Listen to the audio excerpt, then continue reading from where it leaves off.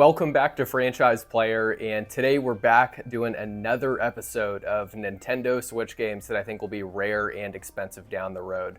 As usual with these videos, some of these games might already kind of be trending in the expensive route, some might already be kind of rare, but sit back, relax, and let's have some fun digging into these games. Alright, so first up, we're starting off with a game that I think is actually the most expensive Switch game I've ever had in a video like this so far. And that would be Pokemon Sword and Shield. But before you get ahead of yourself, it is not the base version of the game here. I don't actually have the version we're talking about.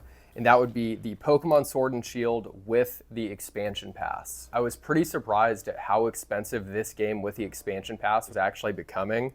Pokemon Sword, CIB right now with that expansion pass per price charting is going for $167.48, so $167.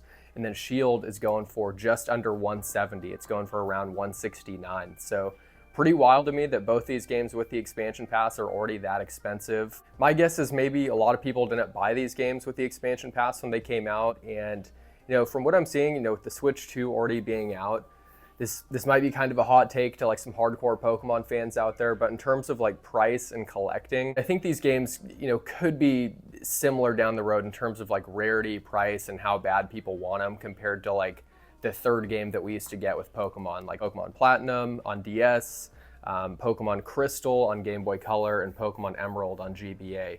We didn't get that kind of third game treatment here in the Switch era, so I think these games might kind of fill that category. But yeah, absolutely insane how much these cost. Let me know what you think of Pokemon Sword and Shield. I've never played them. Metacritic looks like it got an 80, so I'm excited to check it out. But if you just want the cheaper version of the game and you actually just want to play the game and aren't really tripping too much about the DLC, just pick up the base game. This goes for, you could easily get this for like 35 to 40 bucks, no problem. Next up here, we have a game that originally came out on the Wii U, and that is Mario Kart 8. So once again here, I just have the base version of the game, Mario Kart 8 Deluxe, on the Switch. And this is a great game. I think most people consider this one of, if not the best Mario Kart of all time. But what's crazy about this game as well, and you might already kind of see a trend with this video with this game, but I'm not talking about just Mario Kart 8 Deluxe. I'm talking about Mario Kart 8 Deluxe that has the Booster Course Pass on the cartridge. And the Booster Course Pass on the cart is actually pretty cool because it gives you access to way more maps without having to go on, buy them, and download them,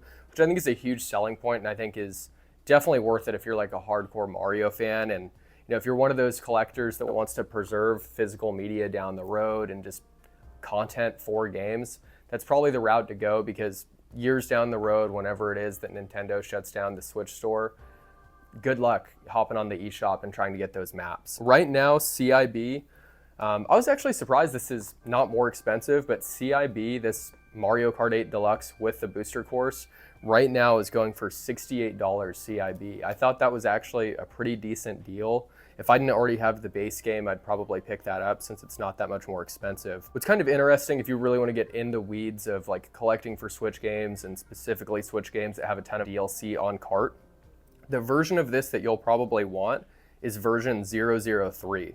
So version 003 has all waves on cart without having to download any of the DLC. I think if you have like version 002, I think you have like 1 through 5, and then you have to download the 6th wave of DLC. Correct me if I'm wrong on that, but sounds like the 003 version is the one you'll want. But 68 bucks, not bad, man, for all these maps. And Mario Kart 8 Deluxe, obviously one of the best Mario Kart games of all time. I think a lot of people put it as their number one. Well deserved of that 92 on Metacritic. So once again, if you don't want to go out there and drop a little more, you can easily get the base version of the game for cheap, but the expensive one is going to be the one with the DLC on cart. Next up here on the list, we're taking a look at a game that I actually don't have on Switch. I'm really on the fence if I want to pick it up. I do have it on PS4, and that's Yakuza Kiwami. And this is supposed to be one of the better Yakuza games. I had a ton of fun with Zero and loved it, so I'll dive into this eventually. But Yakuza Kiwami was actually a release from Limited Run Games on the Switch. Came out back in October of 2024, so released actually about a year ago. Right now, complete in box, this is going for $41. So 41 bucks. That's definitely more expensive than it would be if you're just going out and picking up the PS4 version. Like I said, I'm kind of on the fence. Like, would it be cool to play Yakuza on the go? 100%. But having it on PS4, it's kind of a tough sell. What's interesting about Yakuza Kiwami on the Switch 1 is that this was originally released as a digital-only release on the Switch, so you can download it on the eShop for I think like 20 bucks, which I think is a pretty decent deal, but I'm not a fan really of getting digital games, and I've never purchased a limited run game in my life, but when I saw they were doing this, I was super tempted to pick it up. So realistically, I'll probably end up having to buy it off some scalper. So it is what it is, but I thought this was really cool to come out on Switch. The Yakuza series has really blown up, I'd say, over the past decade. It used to be not that popular in the US, but if you're wanting to play this for a little bit cheaper, I think you can easily get it on PS4 for like 20 bucks. Probably even less if you want it digitally. You could get it off PSN, I assume, for a little bit less. But yeah, this is one on Switch that I definitely see being rare down the road. To my knowledge, it's the only physical Yakuza game on Switch 1. But one thing that I'm not a huge fan of, right, with this is this game in particular, since it's a limited run release, has kind of like artificial value to it. It was made in obviously a smaller print run. It's not like it was mass produced and you could buy it at like Best Buy, GameStop, Target, the whole nine. So it's not like this was some just traditional print, traditional release. There was kind of an artificial pump to it, an artificial value. I think this has already dropped a little bit on the secondhand market, 41 bucks. I think it's worth it. I'll probably end up picking it up at some point if I can get it for like the $30 to $35 range, but that might not be for a little while. It's the first limited run game that I've ever considered buying, so I don't know. I'll probably pull the trigger on it down the road, but we'll see. And next up here on the list, we're taking a look at a game that was also a Wii U release at one point, and that's The Legend of Zelda Breath of the Wild. But the version we're talking about today with Breath of the Wild is not the base game that I have here once again. So the version we're talking about is actually the Breath of the Wild that has the expansion pass. So these games that have the DLC on the cartridge, in my opinion, obviously have a ton of value and I think makes sense for why they're more expensive. Like one, hey, when eShops shut down, blah, blah, blah, blah, blah, you can't access it, so that's great. But second of all, it's just super convenient to have on the cartridge. You don't have to download anything. I think on most of these, I could be wrong, it's just fully on the cart. From my understanding, Breath of the Wild with the expansion pass did not get a release on cart here in the US. So if you're wanting to pick up Breath of the Wild with the expansion pass, you either have to get the Japanese version, which right now the Japanese version is going for $88.72 on price charting.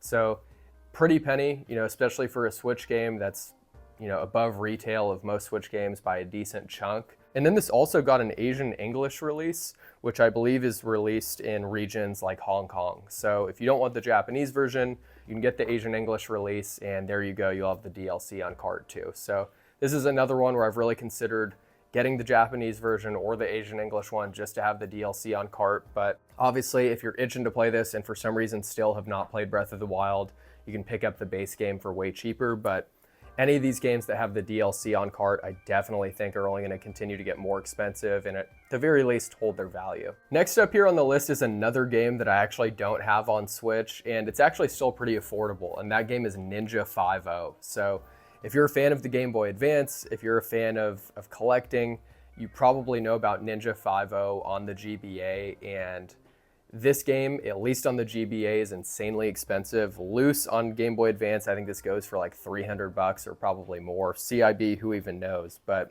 this got a release back in December of 2024. So not too long ago on Switch, but right now, complete in box, you can get this for $45.95. I don't own this game physically on GBA. I don't own it on Switch, but I think this would be a really cool one to have on Switch just due to the fact that it's kind of like a legendary game on GBA for its rarity, and it's also a pretty good game. But I will say on this release, I don't think they really added anything to it. I think it's just a straight up port of the GBA version. So unless you're dying to have this on the Switch, you might be better off just emulating it or throwing it on an EverDrive and playing it on an actual handheld. This is one I can definitely see going up down the road just due to the fact that the GBA game is hella expensive and is one of the more expensive GBA games in general. So if you want Ninja 5-0 physically on Switch, 45 bucks, I don't think that's too bad, but at the very least, I see this probably going into the $60 or $70 range in the next couple of years. So if you want to pick it up, I don't know how big of a print run it got. I'm pretty sure this is also a limited run release, but yeah, overall it's a fun game. I've played it on emulators in the past, and I actually think it's a pretty solid title. And last but not least here on the list today, we have another Pokemon game. and that's Pokemon Scarlet and Violet. We're talking about the one that has the DLC on Kart. This is another one that's getting up there price-wise. Right now, complete in box, per price charting, this is going for a little over 82 bucks, so already getting kind of pricey. I personally was not a big fan of Scarlet and Violet. I started a playthrough, ended up never finishing it. And funny enough, after filming this video, I went by a GameStop just to look around because I had some trade credit and found a copy of Pokemon Violet with the DLC there. After using my trade credit, I got this for like 54 bucks. It is the 001 revision, not the 004, so it doesn't come with like all the DLC on it, but it's still cool to have and definitely a solid deal. At 54 bucks, that's cheaper than it is online or anywhere else I've seen. But apparently if you have a Switch 2, this game runs how it should, so maybe down the road if I ever pick up Switch 2, I'll have to give this another run. But yeah, Scarlet and Violet with the Hidden Treasure of Area Zero DLC on Kart. You know, already in that $80 range. This is another one that I definitely see going up to probably 100 plus down the road. I mean, you already saw it with Sword and Shield earlier in the video. That one's already pretty darn pricey, so I think this one, it's only a matter of time until it gets there as well. Most Pokemon games, if you're a collector, even if they sell millions of copies, they still end up being pretty expensive. I mean, look at the GBA games, look at some of the DS games. Probably only matter of time until the 3DS games go up. So I think these Switch games, especially with the DLC, are kind of next in line to shoot up in price. But yeah, guys, that'll do it for today's video. You know, hope you liked these games. I know with today's list, it was a little more like DLC centric, or at least downloadable content on Kart. You know, I think these games are worth it in my opinion, like especially if you're a person that likes downloadable content. I think it's really cool to have on the Kart. Saves you some time. You don't have to go into the eShop, and you'll know that you'll have it forever pretty much since it's on the Kart physically. So another reason why I'm a huge fan of physical media. But yeah, let me know if you have any of these games. Let me know what you think of the games on the list today. And you know, as usual, if there's any games that you recommend, any games you think I should pick up or even just play, even if they're not rare or expensive, I don't really care. Drop them down below. I'm always down to check out some new games, man. But you know, as usual, don't buy video games as an investment. I mean, hey, if you buy something that you want to play and it happens to go up, that's awesome, but way better off throwing your money in the S&P or something like that. But as usual, appreciate you guys watching today's video, and we'll catch you soon with another one.